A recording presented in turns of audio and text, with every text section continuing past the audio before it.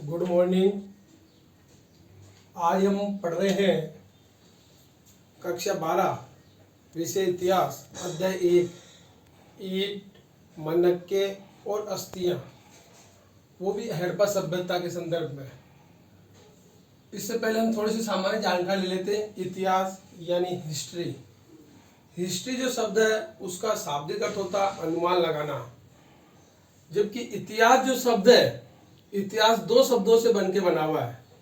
एक है इति, इतिहास दो शब्दों से बना हुआ है।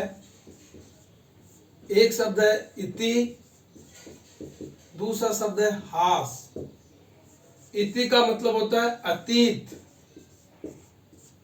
जबकि हास शब्द का मतलब होता है बीतना या कोई घटना। इसका अर्थ हुआ ऐसे कोई घटना जो अतीत में बीत चुकी है, ऐसी कोई घटना जो अतीत में बीत चुकी है, अगर हम उसका अध्ययन करेंगे तो वो इतिहास कहलाएगा। तो सवाल अब क्वेश्चन ये बनता है कि सभी घटनाएं इतिहास में शामिल होती है? नहीं, इतिहास में वही घटनाएं शामिल होती है जिसके प्रमाण या स्रोत हमारे सामने हो। जैसे कि महात्मा गांधी ने असहयोग आंदोलन चलाया था, 1857 की क्रांति में रानी लक्ष्मीबाई ने भाग लिया था, कक्षा 11 के बच्चों को प्रमोट कर दिया गया था। ऐसी घटनाएं जिनके तथ्य या कोई प्रमाण हमारे सामने हो, उन्हीं घटनाओं को हम इतिहास में शामिल करते हैं। अर्थात ऐसी घटनाएं जो अतीत में घट चुकी है, उनका क्रमबद्ध तरीके से अध्ययन करना ही इतिहास कहलाता है। इसी क्रम में आज हमारा जो टॉपिक है वो टॉपिक आ रहा है हड़प्पा सभ्यता। हड़प्पा सभ्यता,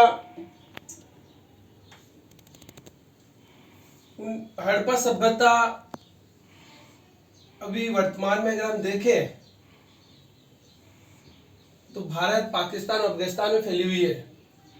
लेकिन हड़प्पा सभ्यता की शुरुआत में देखें 1921 में दयाराम साहनी ने हड़प्पा नामक की खुदाई और हड़प्पा की मोहरें खोज की थी। यानी एक हड़प्पा नगर था जहां उन्होंने उसकी खुदाई करी और वहां पे हड़प्पा की मोहरें खोज ली। इसी क्रम में 1922 में राखलदास बनर्जी ने मोहनजोदड़ो नामक स्थान पर उत्खनन का कार्य किया और उन्होंने भी वैसे ही मोहरें खोज ली जैसे हड़प्पा में मिली थी।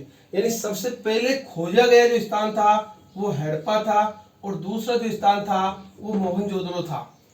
इन दोनों ही जगह पे जो मोहरें प्राप्त हुई वो एक जैसी ही प्राप्त हुई। इससे हम अनुमान लगा सकते हैं कि दोनों एक ही संस्कृति की मोहरें हैं। इसके बाद यह अनुमान लगाया गया कि ये दोनों क्षेत्र एक ही संस्कृति के भाग हैं। इसके बाद सन 1924 में भारतीय पुरातात्विक सर्वेक्षण के डायरेक्टर सर जॉन मॉर्सल ने भी पूरे विश्व के सामने एक सभ्यता की खोज की, जिस सभ्यता को हम सिंधु घाटी सभ्यता, सिंधु सभ्यता या हड़प्पा सभ्यता कहते हैं। अब इसके नामकरण में हड़प्पा जो सभ्यता के नामकरण पर तीन मत प्रचलित है। कुछ लोग इसको सिंधु सभ्यता कहते थे, कुछ लोग इसको सिंधु घाटी सभ्यता और कुछ लोग इसको हड़प्पा सभ्यता।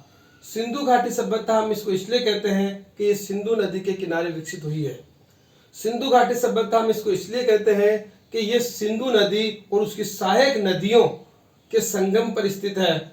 और हड़प्पा सभ्यता हम इसको इसलिए कहते हैं कि सबसे पहले खोजा गया जो स्थान था वो हड़प्पा नामक नगर था। कालक्रम के बारे में, हड़प्पा सभ्यता के कालक्रम के बारे में अलग अलग मत है।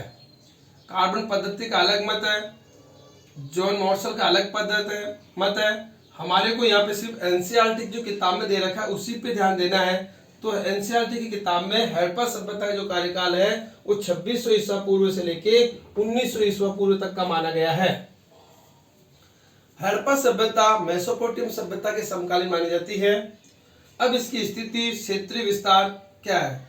अब ये सभ्यता जो है उत्तर में मांड जो कि जम्मू कश्मीर में है, दक्षिण में दोमाबाद है जो कि महाराष्ट्र भारत में है, पूरब में आलमगीरपुर है जो कि उत्तर प्रदेश में है, और पश्चिम में बलूचिस्तान है जो कि बलूचिस्तान में एक स्थान है सुद कोगिडोर जो कि पाकिस्तान में। कभी कभी क्वेश्चन पूछ लिया जाता है कि बलूचिस्तान कहाँ पे है, वो है पाकिस्तान में।